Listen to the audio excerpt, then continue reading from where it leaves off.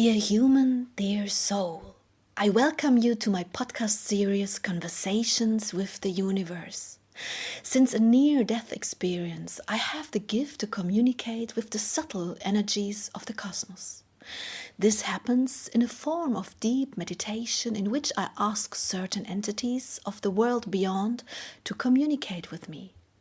As one of the first contacts with the other world, my old friend and teacher, friend of the Indians, showed himself to me, and it is now a great pleasure for me to introduce you to these conversations as a supplement to the books.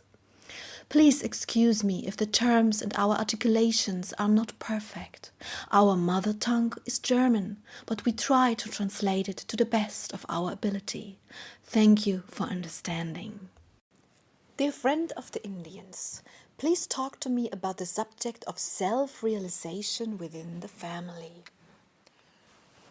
Family is a very big challenge for the soul, because on the one hand, the structure demands the realization of your individual self, and on the other hand, it demands your integration into the family structure. When a soul incarnates into the body of a human being, it begins to develop its energy. You have learned this already. But the family structure establishes a form of limitation that creates the first perception of limitation in the body through external circumstances. Of course, you will perceive these limitations differently, depending on your parents' level of awareness. Still, family mostly means a certain construction of the soul. A certain constriction of the soul. This is an unbiased structure that you have created to allow you to grow up in a more protected environment. Don't animals also have family structures by raising its offspring? Every animal creates a sort of a family, doesn't it? This is correct. But your human family structures are far more diverse and more intense than the structures of animals. The animals, all animals, grow up under parental protection, but then they leave the family to pursue their own path much earlier than humans do. Okay, I understand. You want to point out that after they leave their parent protection, the family connection between animals, if there even still is one, is very different from the connection between humans, right? That is correct too. Well, after all, we are not animals in that sense, but human. And this is why it is different with us, right? Yes, exactly. And this is why I am telling you about this. For the challenges of this way of family life are very important and comprehensive. You have to know that the family is your first really big test in life. Because only when you recognize the family as a powerful structure created by humans, you will be able to reap incredible benefits from this structure for your later development. But this experience of restriction is connected to many risks that a soul has to experience. I want to lovingly point this out because you have no knowledge about the things that take shape in your soul during the time of confinement with the family. First of all, the experience of constriction as a state of powerlessness is very powerful because the soul experiences the restriction of its energy and it has to accept a state of inaction, which can lead to a perceived deficiency of all powers within it. This lack of power in turn creates a sort of imbalance within the soul, which will inform your actions more and more.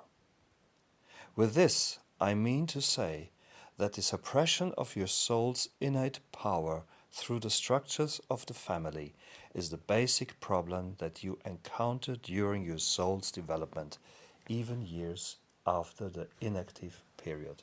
But inactive period, you mean the period in which you have to do what your parents tell you? And when you cannot really carry out your own free will In other words, your childhood, correct? Yes, exactly. And you wish to point out that it isn't this period alone that is problematic, but that it remains a constant challenge during your entire life to find this suppressed power of your soul again and then actually develop it during your life, correct? This is exactly the problem. You can imagine this like a flower that has certain size. Imagine for an instant a rose. You take this rose and put it into a pot that is much smaller than the rose can grow to be. The rose then begins to twist and turn and go off in different directions as it grows. It is confined and still it grows. So there is a sort of manipulation happening in this structure. The rose may have grown in a circle or in all sorts of funny shapes, but it is far from a rose that has grown straight in a skyward direction. Then you take away the pot and let it grow freely. But what do you think it will do? A good question. I'm trying to imagine it. I need to think about it. I believe that all roses want to grow skywards, but that not every one of them has the necessary strength, so that many of them will continue to grow close to the ground. I don't know. It is pretty close to what I mean to say. Because if your soul is powerful enough, you will manage to throw off the structure and grow skywards as you were meant to be doing.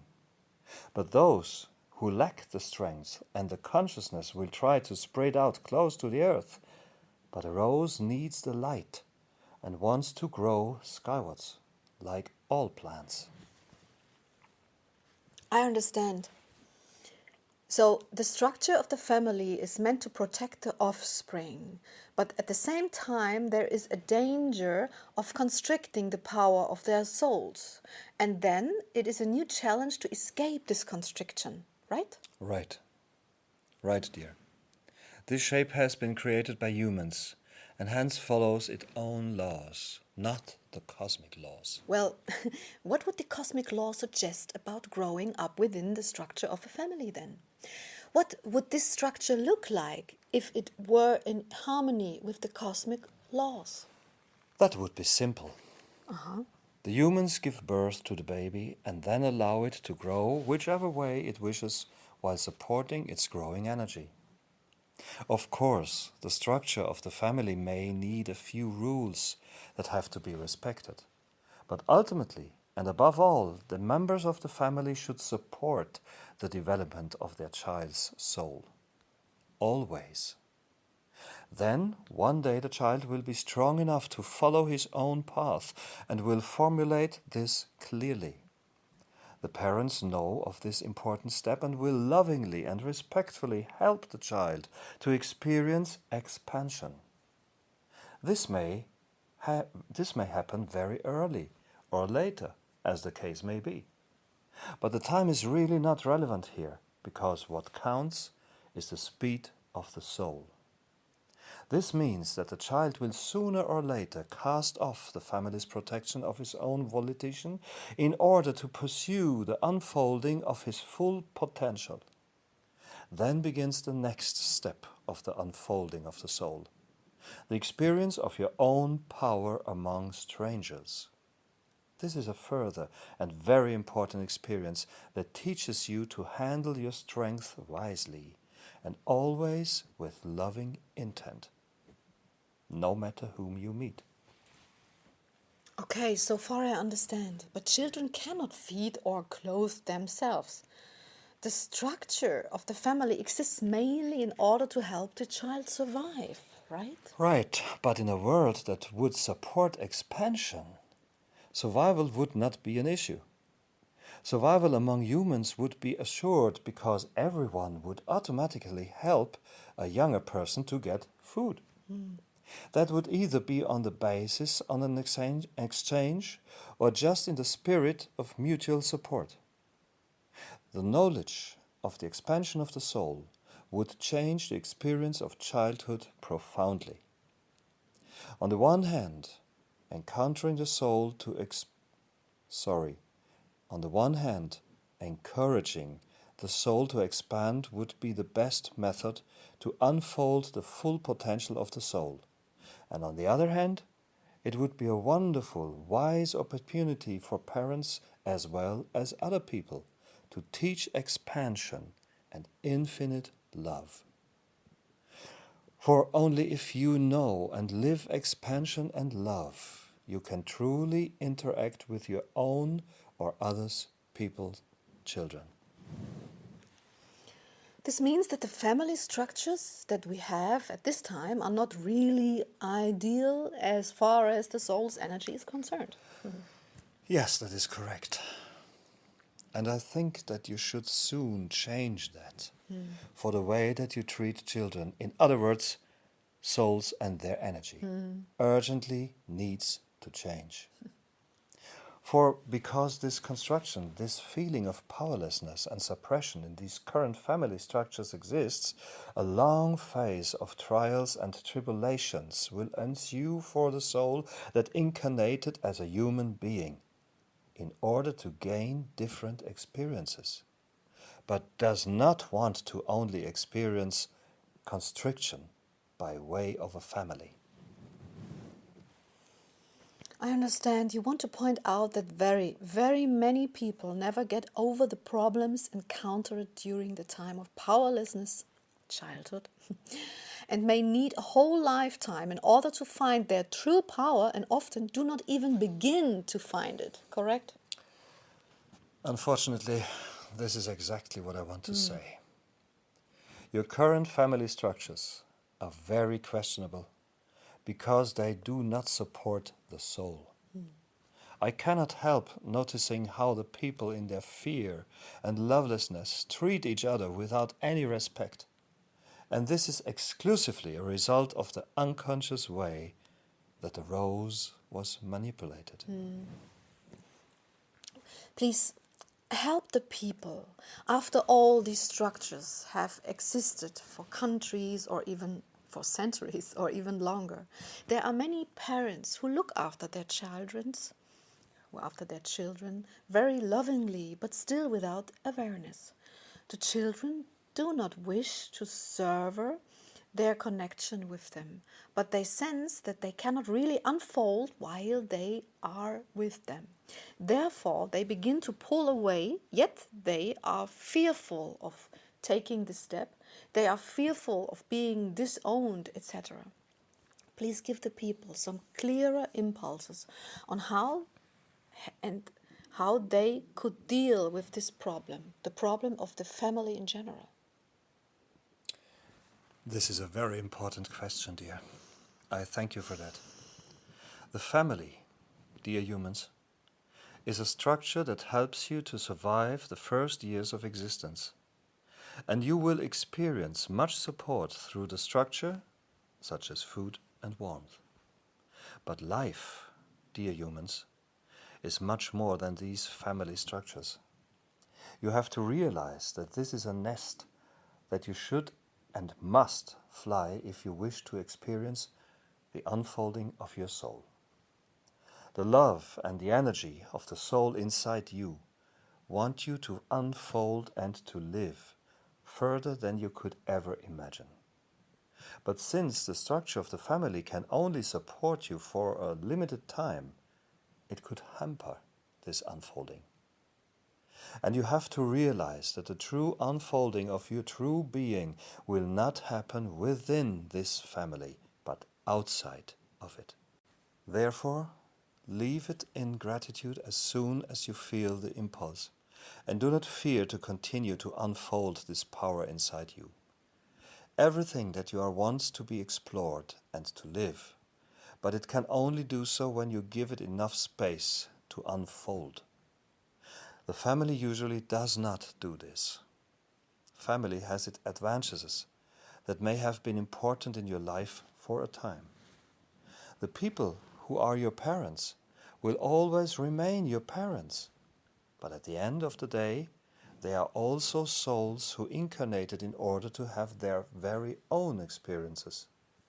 And you need not cling to them in a lifelong connection. For the structures of the family are not the structures that your soul has created. The experience of connection through the encounter with other people and souls is far, far more expansive and powerful than the connection that you would be able to experience within the family. Therefore, see this institution for what it is and move on. Your parents will continue to grow in their energy, and you will continue to grow in your own energy. No connection has to remain there if this is not your mutual wish. So you want to communicate to the people, if this is how they feel, that it can also be right to separate completely from their parents? Yes, exactly. But don't the children also have responsibility for their parents? I mean, the parents have given so much to the child: energy, love, money, time. Is it really in cosmic harmony to just leave them forever? Isn't that very disrespectful? This is also a very important question, because, no, dearest, it is not disrespectful. It has been the parents' choice to bring a child into their life. But this decision does not entail any obligation for this life, nor any lasting connection in the sense that I mean it. There may be a connection of gratitude, yes, but you do not need any other connections, because you will create many, many new supportive connections during your life. The family will help and support you for a time, but when this time is over, do move on. That is all that I want to say. If you want to maintain this connection, you are of course free to do so. I just wanted to point out that the connections that you will have to other people may be much more powerful than you believe. But I myself perceive family connection as something very strong. People always say that blood is thicker than water. And what they mean by that is that this is a very special kind of connection, isn't it? This is not a spiritual truth, dearest. The spiritual truth is different. Okay, so this is human perception when you say, I will stick by my family. The spiritual perception states a different truth, namely that family connections are spiritually much, much weaker than the connection to other new people, right? Exactly. Of course, the individual life is a very distinct thing, and I cannot say much about that here, but generally speaking, it is important that you know the difference. The connections are not made by human rules, but by the souls.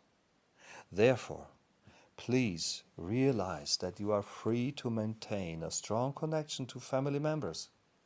But if you do not feel any connection, then do dissolve the structures and move on.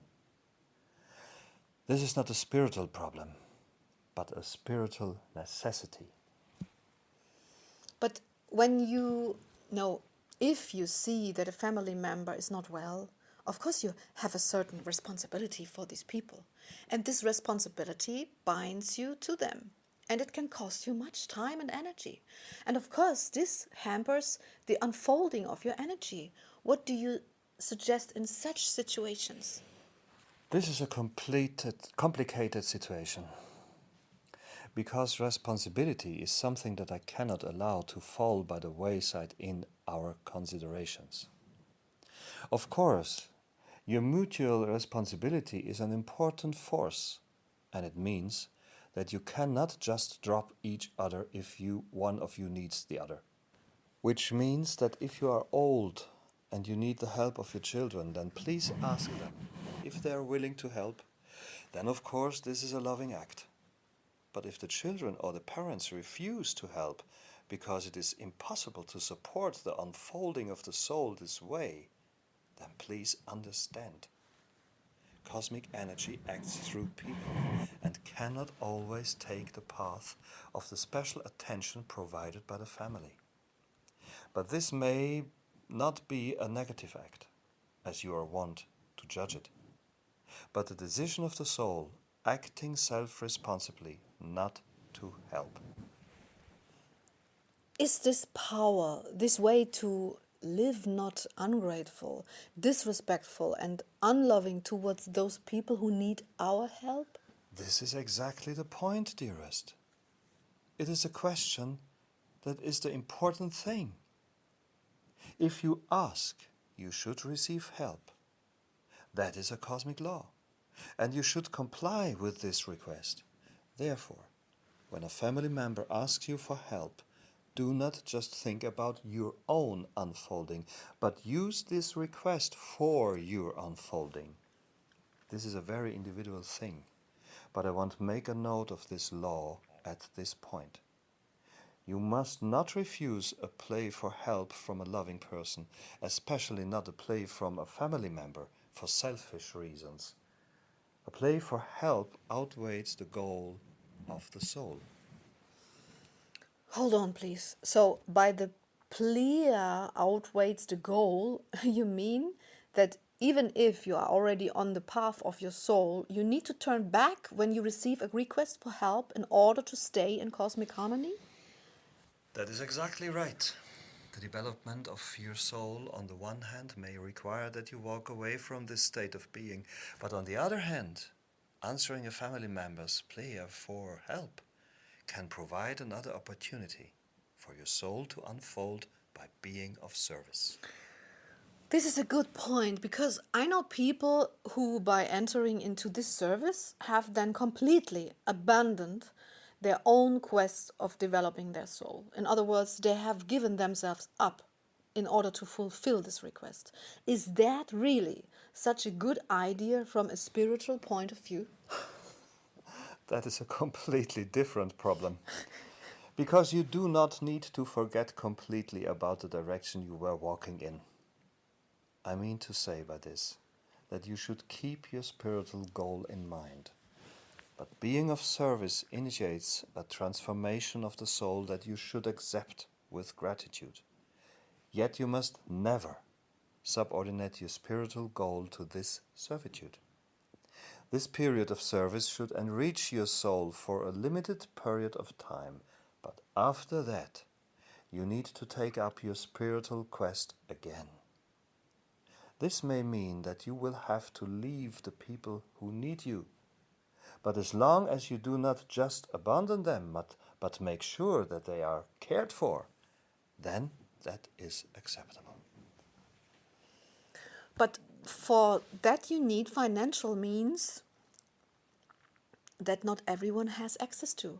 What would you advise be in that case? This is complicated, and I do not have an answer to that. But I would like to encourage you to find a way to pursue your spiritual goal while making sure that these people are being cared for. That is all that I have to say about that. Okay, I understand. Would you like to say anything else on this subject? Yes. While your childhood is a period of powerlessness, dear humans, you are not powerless. Walk into your own form through the form of the family. That is self-responsibility. And that is where you will come into your own.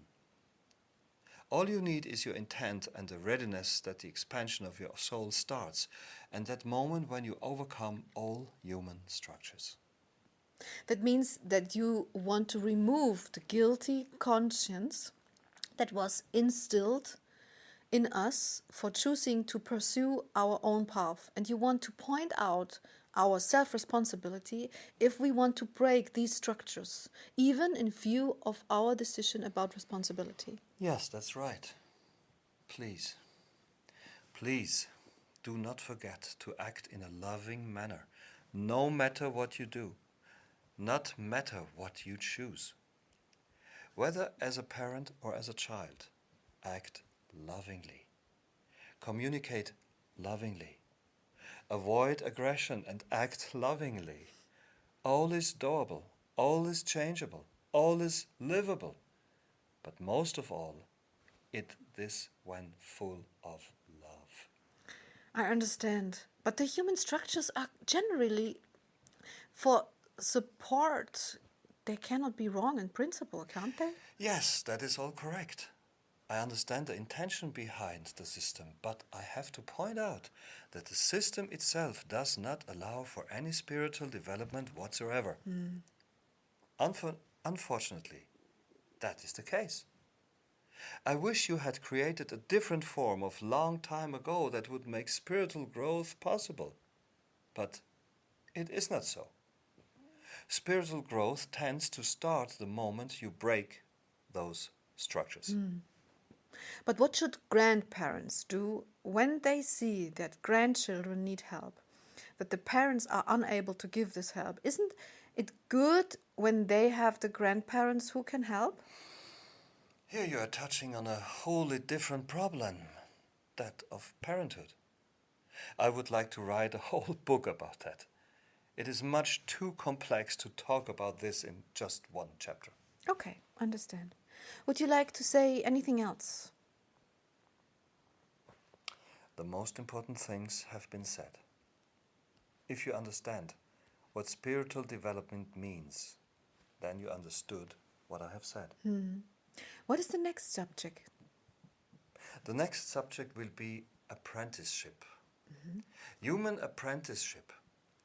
The people undergo a time of apprenticeship in which they have to learn who they are and what they are truly capable of. I want to point out that you all experience this apprenticeship, but mostly on an unconscious level. So you could basically say that this apprenticeship is the time that starts when you walk away from your childhood home in order to discover yourself. The apprenticeship of the soul is similar to the apprenticeship for human profession, isn't it? No, I'm sorry. That is not quite correct. It is not the soul which has to undergo an apprenticeship. The soul is always what it is. But when a human being leaves the family structure behind, there begins a time in which they have to learn who they are and what exactly their soul is. Ah. And you wish to talk about that, right? Yes, Dave, I would love to. I'm looking forward to. Thank you. Love. Thank you, love.